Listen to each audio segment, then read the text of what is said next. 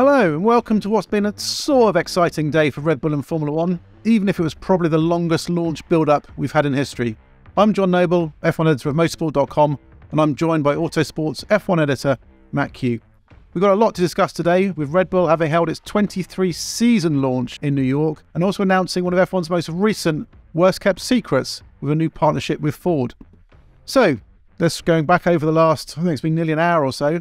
Matt, what did you make of that launch? Long, like you say, John. The last year's launch, we were so excited to see the new cars, and that seemed to really drag on. And then Red Bull gave us more of that, really, but only in New York City. So there's a bit more hype. You know, we heard from the skateboarders and the skiers, and lots of interference from the microphone, touch on a presenter's earring, which are some of those things that can't be helped. But it did drag on before we got an awful lot of insight. We saw several Red Bull Formula 1 cars. We saw the one we thought we were waiting for, but when that arrived, it wasn't the one we were waiting for either. So can I be really snobbish and say for the wider audience, perhaps launching it in New York City, it did the job and sort of introduces the brand a bit more. But you know, you had to scroll in comments at the side of the feed, and I think we were sort of in that camp, John, just by sort of clock watching a little bit before anything actually happened. But, you know, modern Formula 1, more is more, isn't it? Yeah, exactly. I don't think it's a bad thing. I mean, having an F1 car launch in New York, if you go back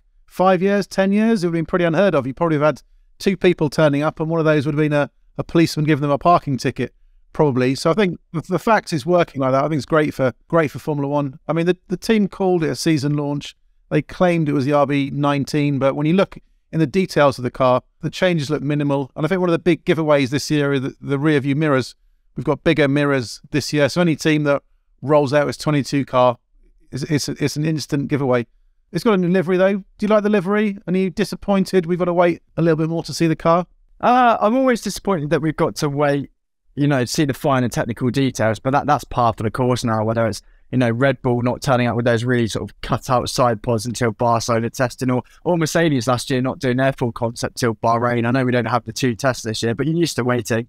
And I don't care what anyone says. I know you've had the camo liveries before, but the whole point of Red Bull being an F1 is to boost the brand of the energy drinks company. So I wasn't expecting a fluorescent green livery with you know, a boldly dramatic design. We will get that because they've announced that there'll be three sort of fan liveries, but obviously it's all about pushing the advertisement. You have that by consistency. Okay, they've gone from like white to yellow outlines in the past and a matte paint, but you sort of knew what you're getting with Red Bull. And anyone who's sort of disappointed that it's not, you know, a wildly different scheme, I guess, you know, politely are probably kidding themselves. We always sort of nuts and bolts knew what we're going to be. Still, you know, as we'll come on to, it's a poorly kept secret, but we knew we were going to get the Honda logo and all the sponsors. So I suppose it's a good thing that it has a consistency and a bit of recognition, even if it's nothing sort of dramatic. Yeah, I think I'm anticipating. Well, I'm sure when they roll out in Bahrain for the first test, the car's going to look very different. And I reckon even for the first race, there'll be a few secrets because Adrian Newey never disappoints. Red Bull's one of the most aggressive when it comes to aero development. And I think we knew when the launch was going to be one of the first, you knew it wasn't going to be the brand new car, because I can't imagine Chris and Horner going to the aero department saying, yeah, we'll have 3 weeks to launch the car and scrap all that development time. So not really unexpected. But the team's coming off the back of a pretty dominant season. Reliability cost it at the start of the season.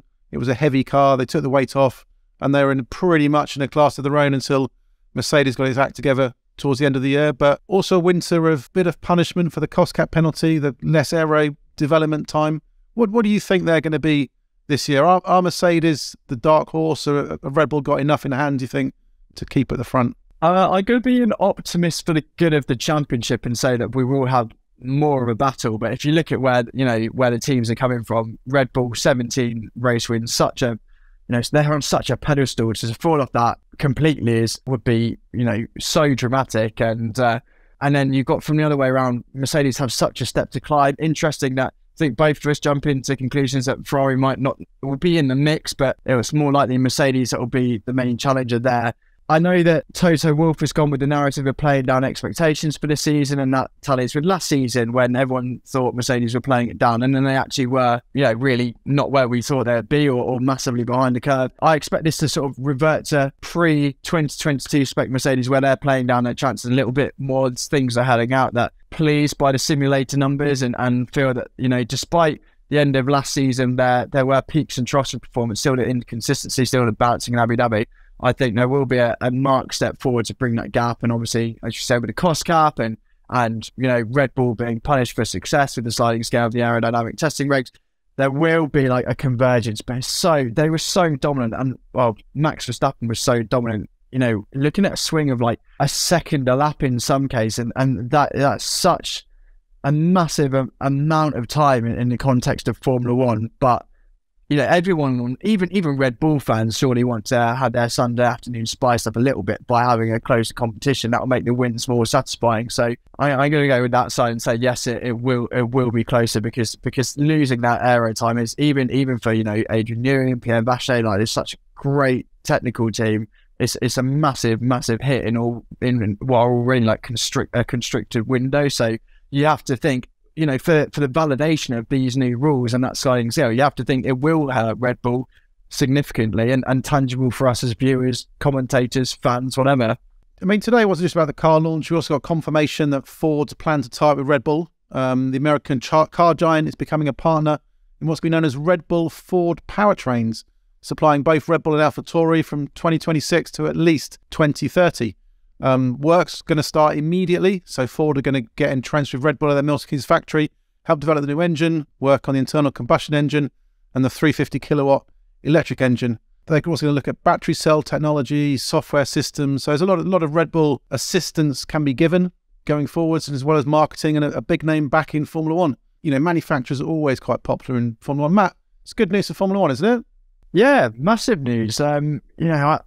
It's such a turnaround that, one, it's Ford who have sort of, were almost laughed out of F1 after their last participation in the Jaguar guys. And not only is it Ford, but it's actual Ford, if you like, because last time it was, through the front of Jaguar. So, trying to market to Americans like British saloons with lots of wood and lots of leather, whereas now it's proper Ford. And it's funny, like, I know it's a slight tangent, but I remember at the Goodwood Festival of Speed a few years ago, speaking from people from Volkswagen, said, we want to market our cars and we're going to do it through lifestyle of people being on the beach and at a skate park and on a BMX, because that's how we're going to advertise it now as a lifestyle brand.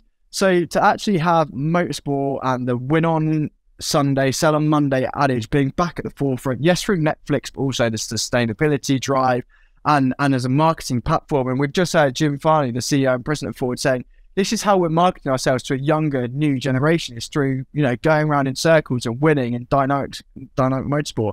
Okay, it keeps us in a job. That's so good to hear as a validation of F1 and sort of such a turnaround of where it was. And obviously timing of the announcement, we've just had the FIA talk about the new engine manufacturers confirmed for 2026, so nailing on Audi.